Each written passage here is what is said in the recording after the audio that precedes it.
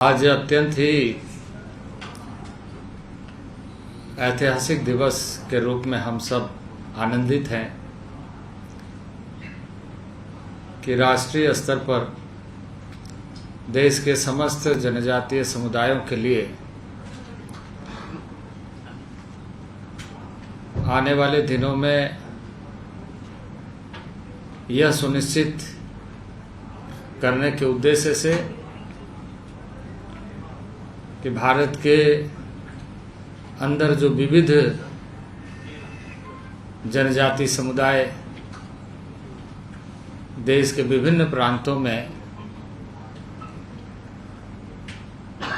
विभिन्न हिस्सों में रहते हैं, उन्हें राष्ट्रीय स्तर पर नीति विषयक अध्ययन का और इसके माध्यम से विकास का नया आयाम सुनिश्चित किया जा सकेगा। और इसी उद्देश्य को लेकर आज माननीय गृह मंत्री जी ने, अमित शाह जी ने राष्ट्रीय जनजातीय अनुसंधान संस्थान का उद्घाटन किया और उन्होंने अपने उद्गार में जनजातीय क्षेत्रों के विकास को, जनजातीय क्षेत्रों के सांस्कृतिक विरासत को और जनजातीय क्षेत्रों के समस्याओं को रेखांकित किया और इस बात का उल्लेख करते हुए इस दिवस को ऐतिहासिक बताया, इस दिन को ऐतिहासिक बताया कि यह एक राष्ट्रीय स्तर का संस्थान, राष्ट्रीय जनजातीय अनुसंधान संस्थान दूरगामी परिणाम, दूरगामी लक्ष्य को परिणाम में बदलेगा और करोड़ों अनुसूचित जनजाति आदिवासी जो देश भर में रहते हैं, उन्हें इससे जुड़कर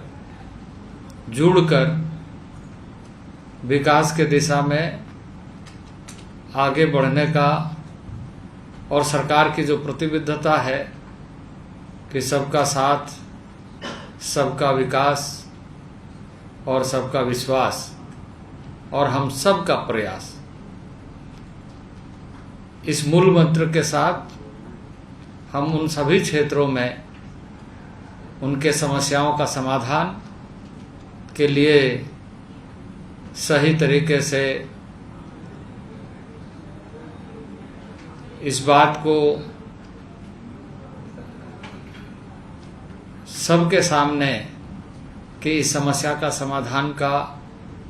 रास्ता क्या हो सकता है, वह अध्ययन के माध्यम से, शोध के माध्यम से, विभिन्न ऐसे एक्सपर्ट्स के जो सामाजिक स्तर पर गांव में काम करते हैं, संस्थानों में काम करते हैं, शैक्षणिक संस्थानों में काम करते हैं, वैसे लोगों के सुझावों को ध्यान में रखते हुए नीतियों के साथ हम यह सुनिश्चित कर सकेंगे जिससे कि उसके विकास को निरंतरता मिले, उनके सांस्कृतिक विरासत को संरक्षण, संवर्धन मिले और उन परंपराओं के साथ जीने की जो एक नैसर्गिक व्यवस्था है उसको और सुदृढ़ किया जा सके। आप सबके जानकारी में है कि पिछले 8 वर्षों में माननीय नरेंद्र भाई मोदी के नेतृत्व में लगातार जनजातीय विषयों पर गंभीरता से विचार किया गया है, विकास को नया आयाम मिले हैं और उपलब्धियों की श्रृंखला को हम जोड़ते चले जा रहे हैं। लेकिन और तीव्रता के साथ देश की आकांक्षा है, जनजातीय समाज की आकांक्षा है और देश भर को समृद्ध बनाने के लिए इस क्षेत्र को और अधिक गतिशील कैसे बने, यह हम सब की जिम्मेदारी है। और यह अनुसंधान संस्थान इसी कड़ी में संस्थागत विकास के लिए एक इस समय में इस कैंपस में हो रहा है, लेकिन इसका परिणाम पूरे देश भर में लाभान्वितों के माध्यम से परिलक्षित होगी। और मैंने माननीय गृह मंत्री जी ने इसका भी उल्लेख किया कि जब भी कोई संस्थान शुरू होता है उसमें क्लैरिटी होती है और स्पष्टता होती है, और यह ध्यान में रख करके कि हमें कहाँ तक जाना है और कैसे जाना है के रास्ते बनाने के लिए इस तरह के संस्थान की प्रमुख भूमिका होती है। तो आने वाले 25 वर्षों में जब हम इसका मूल्यांकन करेंगे तो जो हमारे आशा, आकांक्षा और उम्मीदें हैं उस पर हम खरा उतरने का हमारे बाद के लोगों को देखने का मौका मिलेगा। तो यह संस्थान एक नैसर्गिक संस्थान होगी। यह संस्थान उन सारे महत्वपूर्ण बिंदुओं को माइक्रो लेवल में रिसर्च करते हुए उन सारे विषयों पर अपने सुझावों के साथ कि हम आगे किस तरह के अप्रोच लें, ताकि एक होलिस्टिक जो एक संपूर्ण रूप से समावेशी रूप से विकास की जो परिकल्पना है उसको सार्थक सिद्ध कर सके। भारत सरकार का यह जनजातीय मंत्रालय, जिसका उल्लेख हमारे सेक्रेटरी साहब ने भी किया, हमारे माननीय गृह मंत्री जी ने भी किया, कि जनजातीय समाज तक हम किस तरीके से भारत सरकार के विभिन्न योजनाओं को पहुंचाने में कामयाब हो रहे हैं। और इस बात को माननीय प्रधानमंत्री जी हमेशा कहते हैं कि यह समय उत्सव के साथ साथ संकल्प लेने का है। उत्सव हम मनाएं, अगले उत्सव को मनाने का संकल्प लेकर, यानी जब 100 साल पूरा होगा तो हम किस तरीके से इस भारत को देखना चाहते हैं, वह हमारे अंदर एक दृष्टि और स्पष्टता समाज के सामने भी, देश के सामने भी और अपने कार्यों में भी दिखाई दे। तो यह शोध संस्थान मैं समझता हूँ, अनुसंधान का जो यह संस्थान है, इस संस्थान के माध्यम से एक बड़े लक्ष्य को निर्धारित किया गया।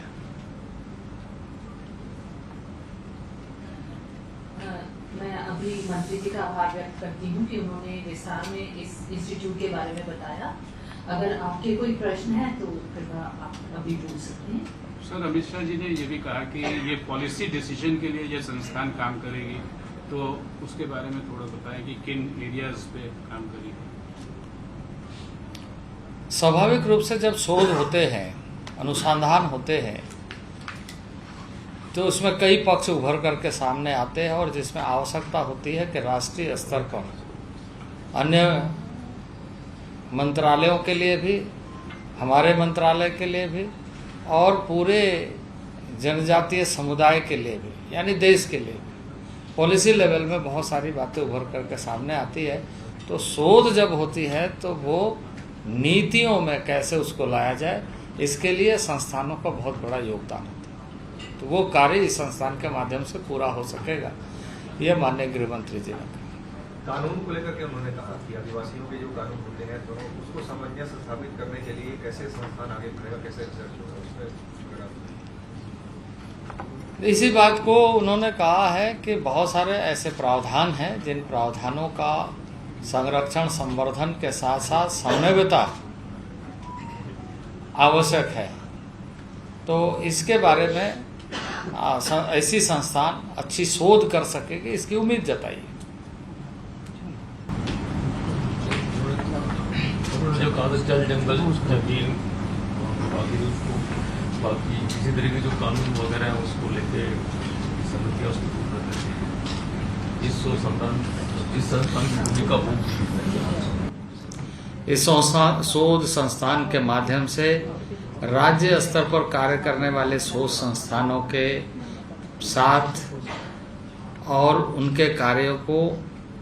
वहाँ के दृष्टि से क्या उपयोगी है वह भी, और देश के दृष्टि से क्या उपयोगी है वह भी, दोनों चीजों का अध्ययन इस संस्थान के माध्यम से किया जा सकेगा। और साथ ही साथ जो ऐसी चीजें जिसमें ऐसा लगता है कि जैसे कानून में जो प्रावधान है उन प्रावधानों को इम्प्लीमेंटेशन में जो प्रॉब्लम्स आ रहे हैं उस पर भी शोध होगी, उसको और कैसे गतिशील बनाया जा सकता है। सर मेरा एक सवाल है, गृह मंत्री जी ने कहा था कि जैसे प्लानिंग कमीशन है उसको नीति आयोग में कन्वर्ट किया गया था, जो प्लानिंग 5 सालों के लिए प्लानिंग कमीशन बनाती, क्या जनजातीय समाज के लिए ये संस्थान प्लानिंग बनाएगी, सरकार को देगी या? देखिए, संस्थान, अनुसंधान संस्थान इस पर ज्यादा कार्य करेंगे कि जो नीति बनी है उस नीति को इम्प्लीमेंटेशन में क्या क्या कठिनाई आ रही है। जैसे एक नीति है जिसको हम एसटीसी यानी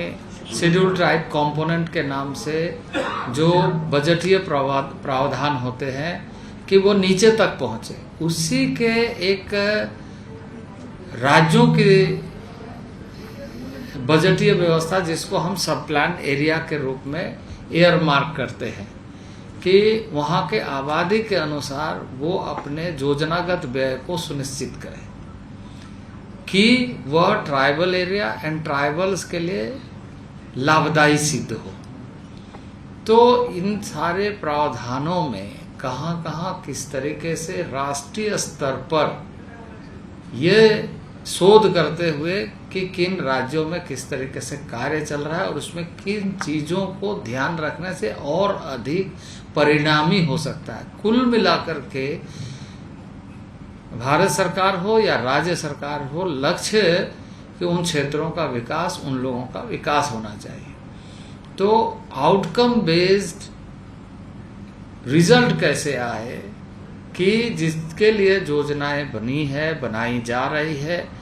उसका इवैल्यूएशन नीचे से लेकर के ऊपर तक इस तरीके से हो कि वो जिसके लिए बनाई गई योजना उस पर वह कार्यान्वित होकर के उसका परिणाम सामने आ रहा है। सर मेरा सवाल ये है कि ऑलरेडी आपके पास मिनिस्ट्री में एक मैकेनिज्म है जिसमें आप TRIs को असेस करते हैं, सेंटर ऑफ एक्सीलेंस का एनालिसिस करते हैं। अब जैसे ये एक पूरा एक ओवरआर्चिंग फ्रेमवर्क हो गया, नेशनल इंस्टीट्यूट जो होगा, तो ये कैसे फंक्शन करेगा? मतलब ये स्टेट्स ताकि ओवरलैपिंग ना हो, क्या यही एक प्राइमरी थिंक टैंक हो जाएगा और आप लोगों को इंफॉर्मेशन या डिटेलिंग आएगी, या आप मतलब हाउ विल इट फंक्शन के and how will it add to that process? देखिए, यह संस्था जो है, और एक चीज और सर, इसमें और कौन से प्रोजेक्ट्स मतलब इमीडिएटली, जैसे आपने STC बताया है जो वो रहेगा, बट जैसे क्योंकि जो होम मिनिस्टर का फोकस था वो बार बार ये कह रहे थे this will be the backbone of policy making, तो ये कैसे होगा, ये थोड़ा सा देखिए, मैंने कहा ना कि जैसे इस देश में 700 से अधिक ट्राइबल ग्रुप्स हैं, अलग अलग वेशभूषा, अलग अलग परंपराएं, अलग अलग तरीके हैं। राज्यों के अंदर भी बहुत सारे ऐसे ट्राइबल्स ग्रुप है, उनके एक एक चीज को माइनॉरिटली राज्य कैसे देख रहा है, केंद्र कैसे देख रहा है, गैप्स कहाँ है और कहाँ हमें ब्रिज करना है, ताकि हम और अधिक इनपुट्स उन्हें भी दे सके और जो प्रावधान राज्यों के दृष्टि से राज्यों को करना है वो कहाँ पर ऐसा कर रहा है जो लगता है कि या तो उन्हें थोड़ा सा और अधिक इस बात के लिए सतर्कता के साथ कि इन बातों का ध्यान ज़्यादा रखना चाहिए। तो नेशनल लेवल में एक ट्राइबल से रिलेटेड ऐसे विषयों पर सुझाव देते हुए, क्योंकि वो सुझाव सिर्फ यह केंद्र और यहाँ के संस्थान के लोग ही नहीं करें, बल्कि वो सुझाव एक रिसर्च के माध्यम से आएगा। और रिसर्च के जो पार्टनर्स होंगे, कहीं यूनिवर्सिटी हो सकते हैं, कहीं मैनेजमेंट स्कूल्स हो सकते हैं, कहीं अच्छी संस्थाएं हो सकते हैं, जो अपने अपने जगह में काम कर रहे हैं। यानी इस सेंटर को हम inputs and in house research दोनों का सेंटर बना करके कोऑर्डिनेट वे में हम डेवलपमेंट को इंश्योर करेंगे, और उनके जो मौलिक बातें हैं उसको एड्रेस करने के लिए केंद्र सरकार क्या कर सकती है, राज्य सरकार क्या कर सकती है, स्थानीय सरकार क्या कर सकती है। यानी यह जो हमारा 3 टियर सिस्टम है कि केंद्र सरकार है, राज्य सरकार है, और एक डिस्ट्रिक्ट लेवल में गवर्नेंस का एक मॉडल है, जिसको हम डिस्ट्रिक्ट काउंसिल कहते हैं, जिला परिषद कहते हैं। तो ये 3 टियर जो लोकतांत्रिक मूल्यों का एक बहुत बड़ा मेरुदंड है, ताकत है, उसको हम सही तरीके से प्रतिबिंबित उस व्यक्ति, उस परिवार, उस समाज, उस गांव के परिप्रेक्ष्य में कैसे कर सकते।